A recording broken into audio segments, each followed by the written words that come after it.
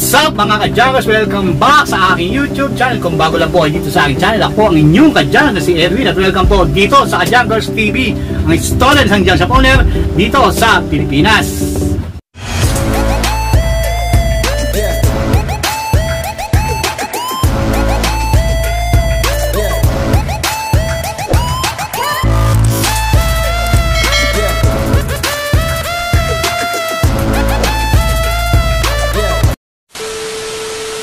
And today's video mga ka-Jackers, na magandang hapon sa inyo sa mga paling na mundo. Ang araw ngayon ay Webes o Thursday at July 24 na po mga ka-Jackers. At ang oras na ay 1:08 na ng hapon. So mga ka-Jackers, andito ko sa loob ng truck na pinagdadrive ko mga ka-Jackers. At nandito ko ngayon sa isang mall dito sa may Malabon. So kagapon kasi hindi kami nakapag-deliver dito dahil nga baha, mataas ang tubig dito. So ngayon lang namin napagpatuloy yung aming pag-deliver. So ayun, pinagbaliban namin kahapon. So dito sa video to mga ka-Jackers, para hindi naman masayang inyong panonood, dito sa ating video po today ay syempre magpa-price update tayo ng presyo ng bakal na Palodoyero kala Boss A. Si Boss A po mga ka-Jackers, pagdating sa presyo ng bakal, ang presyo po niya ay medyo mababa po dahil po si Boss A ay middleman lang po kung tatawagin natin sa pamimili ng bakal. Pero si Boss A po ay namimili rin po siya ng resibo kung gusto nyong magtunawan. Si Boss A ang kailangan ninyong makontak kung gusto nyong magtunawan dahil ang presyo ng bakal sa tunawan ay medyo mataas yun ang presyo nun sa tunawan. So kung tatanungin nyo magkano ang presyo sa tunawan ay hindi ko po alam yan dahil sa kanya nyo po yan malalaman. Kumbaga secret lang yun, parang ganun lang yun, no? Kung magtatanong ko sa kanya, sasabihin niya yun, pero kung sa akin hindi ko yung mababanggit kasi nga sa ngayon wala pa na ako sa junk shop ngayon, no? May nagtatrabaho na muna ako sa isang kumpanya, no? So sa mga dati ko pang subscriber, alam po nila yung kwento ko. Sa mga bago lang, itong video na to ay para sa inyo, no? So yung mga babanggit yung presyo sa bakal sa Palodoyero ay gawin yung layang guide. Pagkumpara nyo lang ito sa mga inyong babagsakan, at yung mga bago lang ay ma-inspire po kayo sa kung gusto nyo maghanap buhay ng pag-scrap o ninegosyo ng junk shop. So ang dami ko ng dada. So huwag natin patagalin. Kung handa na kayo, mag-price update tayo ng presyo ng bakal sa Palodoyero kala Boss A. So kung handa na kayo, hawak na kayo ng ballpen at papel. Sisimula na tayo in 5, 4, 3, 2, 1. Ilista nyo na yan.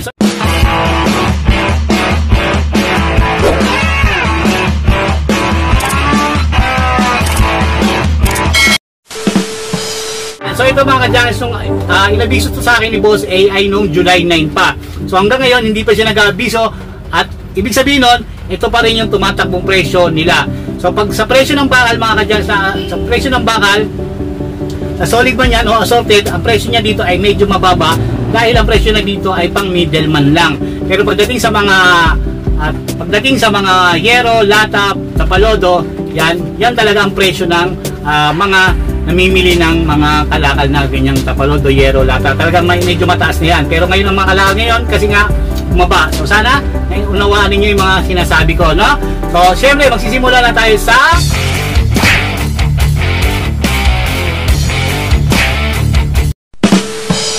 tuloy-tuloy po tayo. Syempre magsisimula muna tayo sa lata big. Yung presyo ng lata big at lata ng pintura, ang presyo niyan doon sa ating lagtan ay 8 pesos per kilo mga ka-Jackers. At meron niyang less na 10%, no? Medyo mataas to kasi nga yung hindi mo maiwasan sa mga lata, may mga pintura yan, thinner, mga namumuong mga pintura, namumuong mga thinner, no? So yun, kaya ganun lang ang presyo niyan at medyo mataas ang percent na less niyan, 10%, no? So mag-adjust na lang kayo sa presyo ninyo, sa pamimili nyo doon sa inyong junk shop, no? So yun, tuloy-tuloy po tayo. At ang pangalawa natin ay syempre yung lata na assorted na. Ang presyo niyan doon sa ating rekta ng lata ay 12.50 per kilo at meron niyang less na 5% lang. So hindi na yan masama. Mag-adjust na lang kayo sa presyo niya, sa presyo niyan mga ka-Jackers, no? So tuloy-tuloy po tayo at punta na tayo sa presyo ng yero. Dahil ang presyo ng yero kala Boss A ay 970 pesos mga ka-Jackers. Ito lang nakakalungkot sa yero, hindi na siya makabalik sa taas dahil dapat kasi ang presyo ng yero dapat mas mataas to sa lata. So wala tayong magagawa, yun ang nagiging presyo sa merkado, no?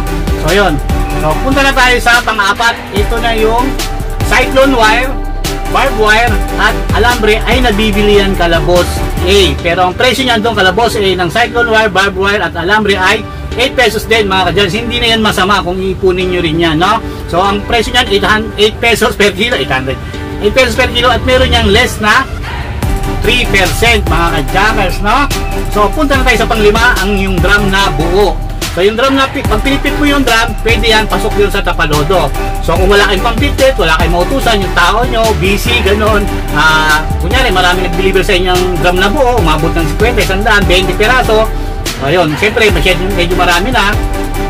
So kung wala kayong pang-cutting, pwede nabibili yan ni Boss A ng buuan. Dahil ang presyo ng drum buo, kala Boss A, ang dal-dal.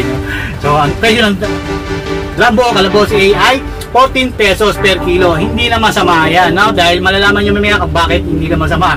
So ang presyo ng drum buo, 14 pesos per kilo at meron niyang less na 5%, no? So punta na tayo sa Tapalodong at Galvanize, no? Sa Tapalodo at Galvanize, ang presyo niyan doon sa ating rektaan ay 14 pesos per kilo at meron niyang less na 2%. So ito yung sinasabi ko sa inyo sa drum na buo, kasi yung drum na buo pasok yan sa Tapalodo.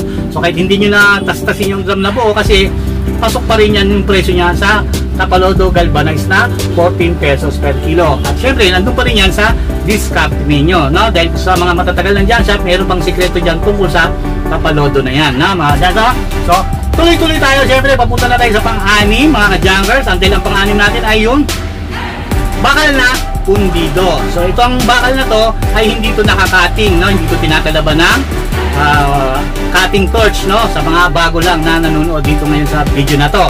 Dahil ang pundido ay binabasag yan mga ka-junkers, no? Dahil nung araw ang pundido mas iba pa ang presyo niyan. Ngayon, noon yung panahon ng dating-dati pa, no?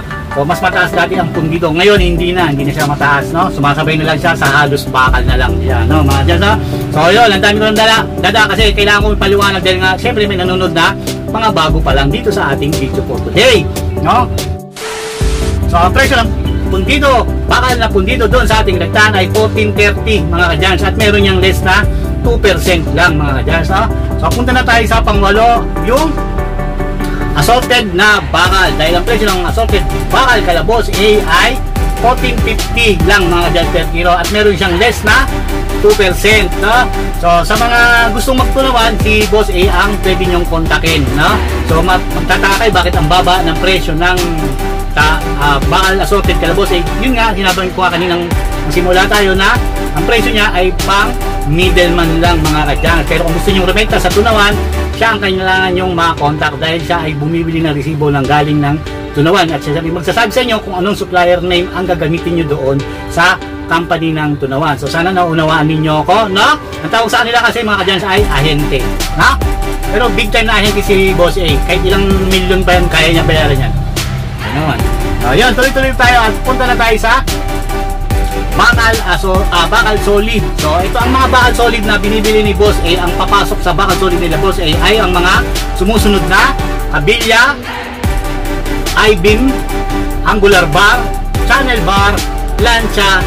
Yun lang ang mga pasok sa solid nila Boss A. Siyempre yung mga makina ng mga sasakyan pwede rin naman yan, lalo na yung mga sa transmission, yan, pwede yan. Pwede naman yan. Huwag lang yung mga masyadong mga durog, yung mga pyesa-pyesa niya. Yan. Kasi pag mayroon kayong mga halong ganon, magkakaroon ng less. Hindi naman niya pa-uwi yun. Ililis niya yan, kakusapin nila kayo, papatawag kayo ng checker. Ganon. Tapos nasa inyo na lang yan kung gusto niyo i-backload o hindi, mga ka-jackers. Okay, so vlog ako guys. Tapos na? So yun, dahil ang presyo ng bakal solid kala Boss A ay 19.80 per kilo at meron niyang less na 2% lang yan mga ka-channel. So yun, lahat na nabanggit kong presyo ay gawin nyo lang yan guys, ipagkumparan nyo lang yan doon sa inyong mga binibentan at inyong pinagbabagsakan. So muli, sa mga bago at nagsisimula pa lang, yan po ang presyo ng mga kalakal doon sa aking nirerektahan. Kala Boss A lang po yan. Abangan nyo sa susunod yung presyo naman nila Boss B ng bakal na polvoyero. So yun, abangan nyo yan. Kung nagustuhan nyo ating video for today, pakilike naman. Kung di pa kayo nakapag-subscribe dito sa aking channel, click nyo subscribe also, hit notification bell para ma-update po kayo sa mga bagong i-upload pang mga video. So muli, ako ngayon kadyan sa si Erwin. Kita-kita po tayo susunod. See you on my next vlog. Bye-bye mga kadyan. Peace out you.